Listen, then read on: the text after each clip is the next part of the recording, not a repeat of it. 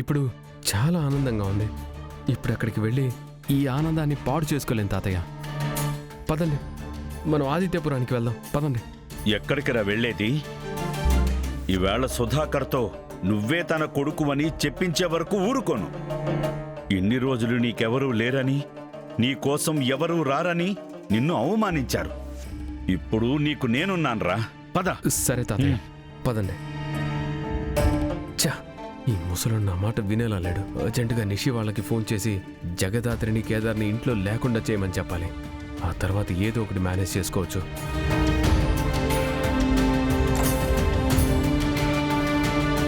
Juice తీసుకో Nishi. Juice ఇచ్చాను కదా అని గంట లేట్ అయినా పర్లేదు అనుకోకు. వెంటనే వెళ్ళి వంటకి సిద్ధం చేయి.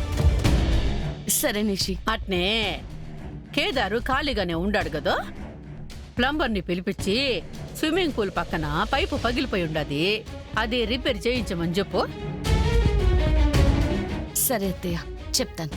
ఖాళీగా ఉన్నాం కదా అని చెప్పిన పనులు చిన్నగా చేయకుండా ఫాస్ట్గా చేయండి. విషయం ఏదో తేడాగానే ఉంది. సరే, ఫ్రెష్ స్టార్ట్ చేస్తాను.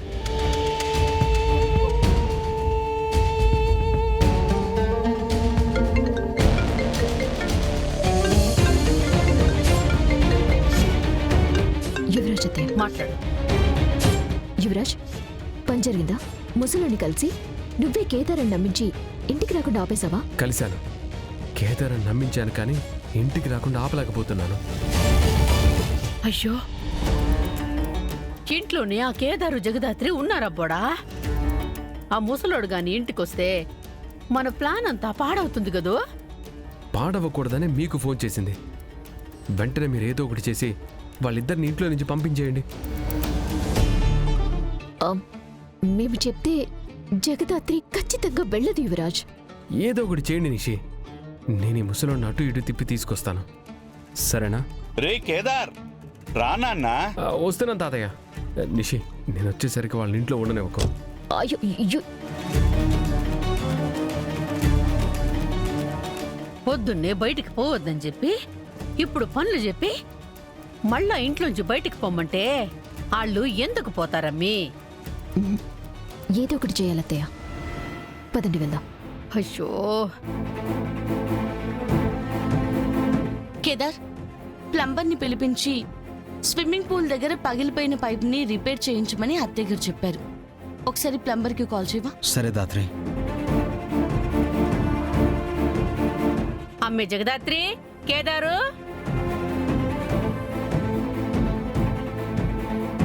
ప్లంబర్కి కాల్ చేస్తున్నాను నిషి.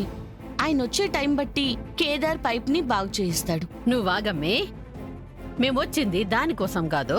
మరి దేనికోసం వచ్చారు పిన్ని? నిన్ను జగదాత్రిని బయటికి పొమ్మని చెప్పడానికి వచ్చుండాము.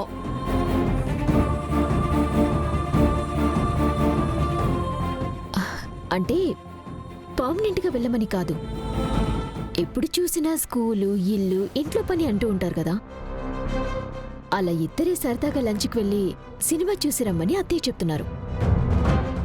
అంతే అమ్మి. అయ్యో, ఇంకా వంట చేయలేదు నిషి. ఇంట్లో ఎక్కడ పనులు అక్కడే ఉన్నాయి. ఇప్పుడు సినిమాకేం వెళ్తాంలే, కానీ ఇంకెప్పుడైనా వెళ్తాంలే. పనులు నిన్నున్నాయి, ఇవాళ్ళుంటాయి, రేపు కూడా ఉంటాయి. కానీ మళ్ళా మీకు సెలవు దొరుకుతుందా? ఈ ఇంటి కోసమో మా కోసమో మీరు కష్టపడేది చూస్తా ఉంటే అబ్బా, నా గుండె తరుక్కుపోతా ఉండదమ్మీ. ఇదిగోండి, నా కార్డు తీసుకుని వెళ్ళండి. మీకేం కావాలంటే అది తీసుకోండి. ఎంజాయ్ చేసి సాయంత్రానికి రండి.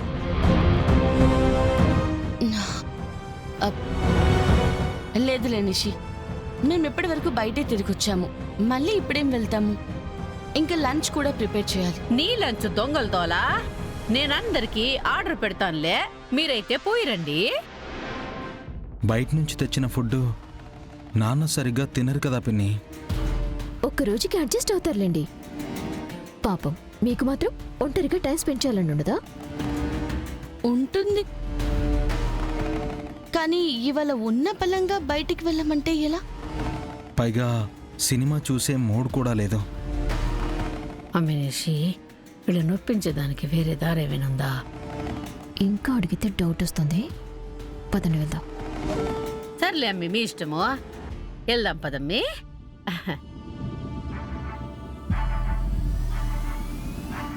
ఏమైంది వీళ్ళకి? ఇందాక పని చేయమని తిట్టారు, ఇప్పుడొచ్చి ఎప్పుడు పనేనా వెళ్ళి ఎంజాయ్ చేయమని చెప్తున్నారు. ఈ మధ్యలో ఏం జరుగుంటుంది?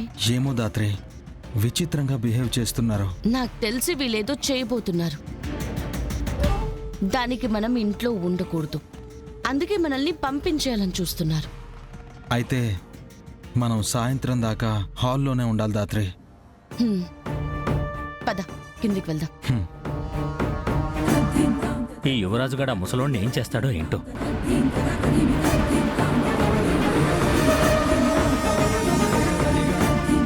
దిగు బాబు. హ, పదండి.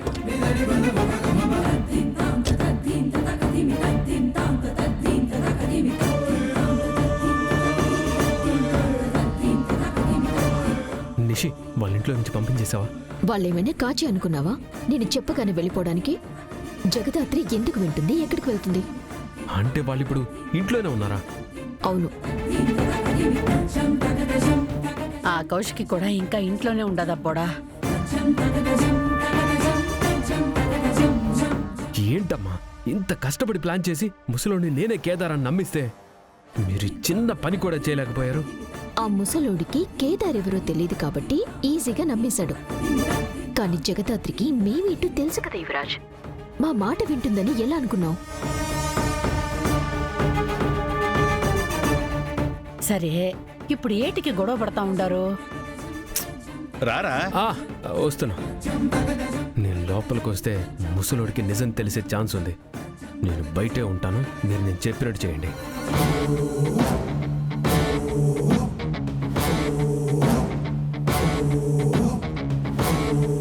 సరే యువరాజ్.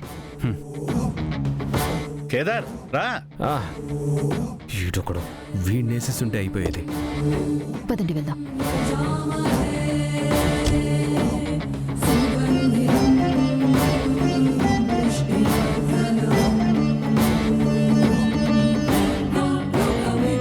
పదబాబు లోపలికి వెళ్దాం. తాతయ్య ఒక్క నిమిషం. లోపల మీరు అనుకుంటున్నట్టు ఎవరూ మంచివాళ్ళు లేరు. యువరాజ్ అని నాన్న ఇంకో భార్య కొడుకుంటాడు. వాడు పరమ దుర్మార్గుడు. వజ్రపాటింటికి వారసుడు ఒక్కడే ఉండాలని, అది వాడే అవ్వాలని పంతం పట్టాడు. వాడు అనుకున్నదే జరగడానికి మనిషిని చంపడానికి కూడా వెనకాడ్డు.